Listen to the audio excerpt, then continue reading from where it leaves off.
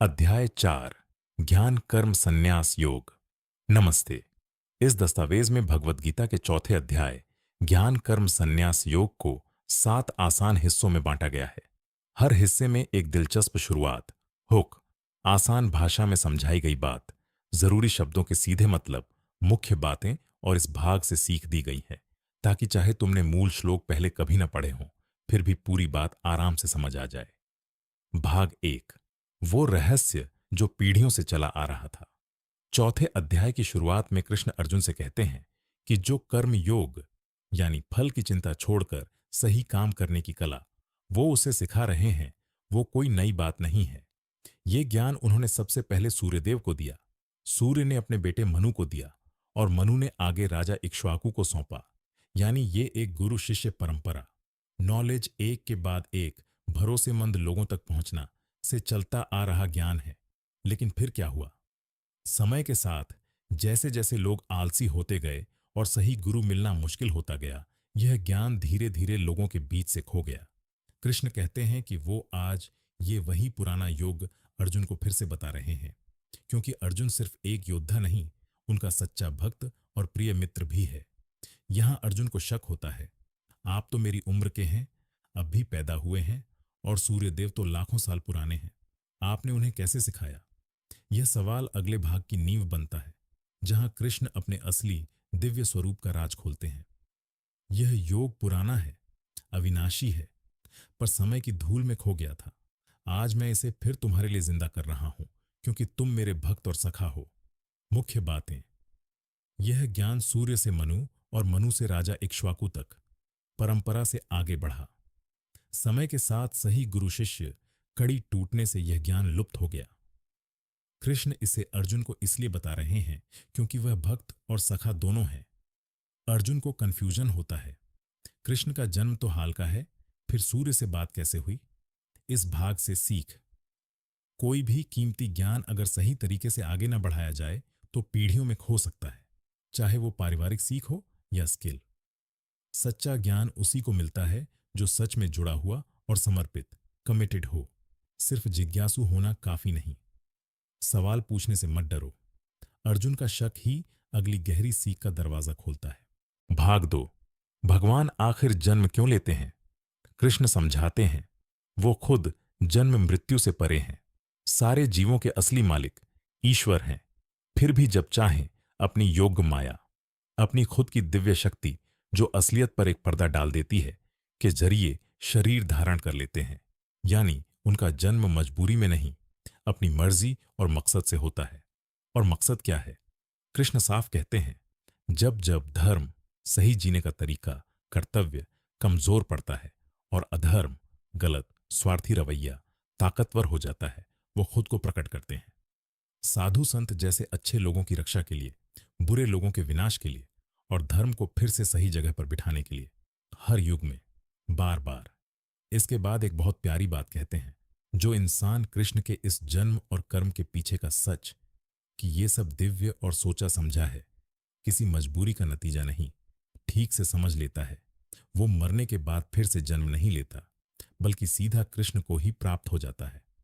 जब जब धर्म की हानि और अधर्म की बढ़ोतरी होती है, तब तब मैं खुद को रचता हूं, साधुओं की रक्षा, दुष्टों के नाश और धर्म की स्थापना के लिए, हर युग में।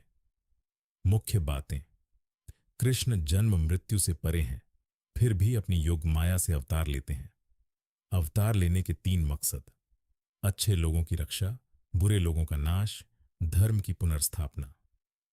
यह कोई एक बार की घटना नहीं, हर युग में जरूरत पड़ने पर होता है। जो इस सच को ठीक से समझ लेता है, वह दोबारा जन्म नहीं लेता। इस भाग से सीख, जब भी समाज में गलत चीजें हद से बढ़ जाती हैं, कोई ना कोई ताकत, व्यक्ति, विचार, आंदोलन उसे ठीक करने के लिए जरूर उठती है। उम्मीद कभी मत छोड़ो। अच्छाई की रक्षा करना और बुराई के सामने चुप न रहना, यही असली जिम्मेदारी है, चाहे तुम भगवान हो या इंसान। किसी भी चीज को सिर्फ ऊपर ऊपर से मत देखो, उसके पीछे का मकसद समझने की कोशिश करो। भाग 3, तुम जैसे पुकारो वैसा ही मिलेगा। कृष्ण कहते हैं, जो लोग राग, मोह, डर और गुस्से से मुक्त होकर पूरे दिल से उनकी शरण में आ जाते हैं और ज्ञान तप से अपने भीतर को साफ कर लेते हैं, वो उनके जैसा ही शुद्ध शांत स्वरूप पा लेते हैं। यानी रास्ता मुश्किल नहीं, बस नीयत साफ होनी चाहिए। फिर एक बहुत व्यावहारिक बात आती है, जो जिस भाव से मुझे पुकारता है मैं उसे उसी भाव के मुताबिक फल देता हूं। यानी श्रद्धा और भाव ही तय करते हैं कि तुम्हें क्या अनुभव मिलेगा। यही वजह है कि जो लोग जल्दी सांसारिक फल, पैसा, सफलता चाहते हैं, वो अक्सर अलग अलग देवताओं की पूजा करते हैं, क्योंकि उस रास्ते पर नतीजे जल्दी दिखते हैं। इसके बाद कृष्ण समाज की बात करते हैं। 4 वर्णों, समाज के अलग अलग काम समूह की रचना उन्होंने ही गुण और कर्म के आधार पर की, जन्म के आधार पर नहीं। और एक दिलचस्प पैराडॉक्स बताते हैं, वो खुद इस पूरी सृष्टि रचना के कर्ता होते हुए भी असल में अकर्ता है, क्योंकि उन्हें कर्म के फल की कोई चाह नहीं। जो इंसान यह समझ लेता है कि बिना फल की चाह के किया गया काम बांधता नहीं, वो भी कर्मों के जाल से आजाद हो जाता है। ये यथा मां प्रपद्यन्ते तांस्तथैव भजाम्यहम्। जो जैसे मुझे अपनाता है, मैं उसे वैसा ही फल देता हूं। मतलब तुम्हारी नीयत और श्रद्धा ही तुम्हारा अनुभव तय करती है। मुख्य बातें: राग, भय और क्रोध छोड़कर शरण लेने वाले शुद्ध हो जाते हैं और कृष्ण के जैसे स्वरूप को पाते हैं। हर व्यक्ति को उसकी श्रद्धा और भाव के अनुसार ही फल मिलता है। जल्दी सांसारिक नतीजे चाहने वाले अक्सर छोटे रास्ते, देवताओं की पूजा चुनते हैं। 4 वर्णों की रचना गुण कर्म पर आधारित है, जन्म पर नहीं। फल की चाह न रखने वाला कर्ता भी असल में अकर्ता है, कर्म उसे बांधता नहीं। इस भाग से सीख: तुम्हारी नीयत और भाव ही तय करते हैं कि जिंदगी में तुम्हें क्या मिलेगा। बाहरी तरीका कम, अंदर का इरादा ज्यादा मायने रखता है। जल्दी नतीजे का लालच कभी कभी असली गहरी ग्रोथ से दूर ले जाता है। पेशेंस रखना सीखो। अपना काम पूरी ईमानदारी से करो, फल की चिंता छोड़ दो, तभी काम बोझ नहीं, आजादी बनता है। भाग 4: कर्म, अकर्म और विकर्म। उलझन जो बड़े बड़े विद्वानों को भी हो जाती है। कृष्ण 3 शब्द साफ करते हैं: कर्म, सही काम; विकर्म, गलत, निषेध काम; और अकर्म, काम न करना। वो कहते हैं कि इनका फर्क समझना जरूरी है, लेकिन यह विषय गहना है, यानी सतही तौर पर समझने वाली बात नहीं। फिर वो असली राज बताते हैं। सच में समझदार इंसान वो है जो कर्म में अकर्म और अकर्म में कर्म देख पाता है। मतलब क्या है इसका? अगर कोई पूरा दिन व्यस्त है, काम कर रहा है, लेकिन उसके मन में फल की कोई चाह या जुड़ाव नहीं, तो असल में वो बंधन के नजरिए से कुछ नहीं कर रहा, यानी अकर्म में है। और इसके उलट जो शरीर से बैठा है, हाथ पैर नहीं हिला रहा, पर मन में लगातार इच्छाएं और हिसाब किताब चल रहे हैं, वो असल में बहुत कर्म, बंधन में फंसा हुआ है। कर्मणि अकर्म, अकर्मणि च कर्म। यानी बाहर से क्या हो रहा है उससे ज्यादा मायने रखता है भीतर मन की स्थिति क्या है। मुख्य बातें: कर्म, विकर्म, अकर्म, तीनों के फर्क को समझना जरूरी है। यह विषय गहरा है। फल की चाह के बिना किया गया भरपूर काम भी अकर्म, बंधन रहित जैसा है। बिना हिले डुले भी मन में इच्छाओं का जाल कर्म, बंधन पैदा करता है। सच्चा बुद्धिमान वही है जो बाहरी क्रिया से ज्यादा भीतर के भाव को परखता है। इस भाग से सीख: व्यस्त रहना और प्रोडक्टिव होना अलग बात है। मन की शांति के बिना सिर्फ भाग दौड़ बंधन ही बढ़ाती है। आराम करते हुए भी अगर मन में चिंता और लालच भरा है, तो वो सच में आराम नहीं है। किसी भी फैसले को बहुत जल्दी और सतही ढंग से मत जजमेंट करो, गहराई से सोचने की आदत डालो। भाग 5: वो लोग जो काम तो भरपूर करते हैं पर कहते हैं मैंने कुछ नहीं किया। कृष्ण उस इंसान की तस्वीर खींचते हैं जिसे पंडित, सच में समझदार कहा जाता है, जिसकी फल की चाहत और मैं ही करने वाला हूं वाला अहंकार ज्ञान की आग में जलकर खत्म हो गया है। ऐसा इंसान काम करते हुए भी बंधन के नजरिए से कुछ नहीं करता, क्योंकि उसका काम और फल के बीच का जुड़ाव टूट गया है। ऐसे इंसान की कुछ खास निशानियां बताई गई हैं। वो किसी चीज की उम्मीद नहीं रखता, मन और इंद्रियों पर उसका कंट्रोल है। उसने भोग सामान का मोह छोड़ दिया है, इसलिए सिर्फ शरीर चलाने जितना काम करते हुए भी उसे कोई पाप नहीं लगता। जो कुछ अपने आप बिना मांगे मिल जाए उसमें संतुष्ट रहता है। जलन, ईर्ष्या से दूर है, सुख दुख जैसे जोड़ों से ऊपर उठ गया है और जीत हार दोनों में बराबर शांत रहता है। ऐसा इंसान काम करते हुए भी बंधन में नहीं फंसता। आखिर में कृष्ण कहते हैं, जिसकी आसक्ति खत्म हो गई है, जो मुक्त है, जिसका मन ज्ञान में टिका हुआ है, और जो हर काम को यज्ञ, निःस्वार्थ अर्पण समझकर करता है। उसके सारे कर्म अपने फल के साथ पूरी तरह विलीन हो जाते हैं, यानी कोई बंधन नहीं छोड़ते। गत संगस्य मुक्तस्य ज्ञानावस्थित चेतसः यज्ञाय आचरतः कर्म समग्रम प्रविलीयते। आसक्ति मुक्त, ज्ञान में स्थिर मन वाले और निस्वार्थ भाव से काम करने वाले के सारे कर्म पूरी तरह घुल जाते हैं, कोई निशान नहीं छोड़ते। मुख्य बातें। जिसकी इच्छाएं ज्ञान की आग में जल गई हैं, उसे पंडित, सच में बुद्धिमान कहते हैं। फल की आसक्ति छोड़कर काम करने वाला काम करते हुए भी बंधन में नहीं फंसता। संतोष, ईर्ष्या मुक्ति और सुख दुख जय हार में संभाव, ये असली शांति की निशानियां हैं। हर काम को यज्ञ, निःस्वार्थ अर्पण मानने वाले के कर्म पूरी तरह विलीन हो जाते हैं। इस भाग से सीख।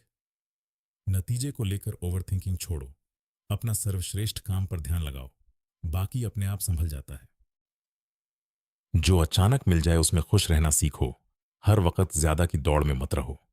जय हार दोनों को बराबर भाव से लेना, यही असली मेंटल स्ट्रेंथ है, चाहे खेल हो, करियर हो या रिश्ते। भाग 6।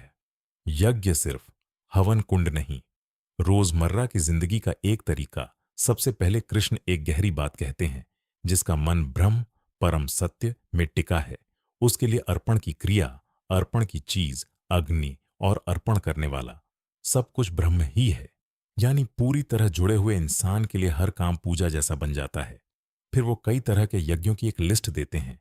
कोई देवताओं की पूजा करता है, कोई अपने मैं को परम सत्य की आग में अर्पित कर देता है, कोई इंद्रियों को संयम की आग में नियंत्रित करता है, कोई इंद्रिय विषयों, देखना, सुनना, खाना को संतुलन में रखता है, कोई दान द्रव्य यज्ञ करता है, कोई तपस्या करता है, कोई योगाभ्यास, ध्यान, आसन करता है, कोई शास्त्रों का अध्ययन, स्वाध्याय करता है, कोई गहराई से ज्ञान चर्चा करता है, और कोई प्राणायाम, सांस पर नियंत्रण या संयमित खानपान का अभ्यास करता है।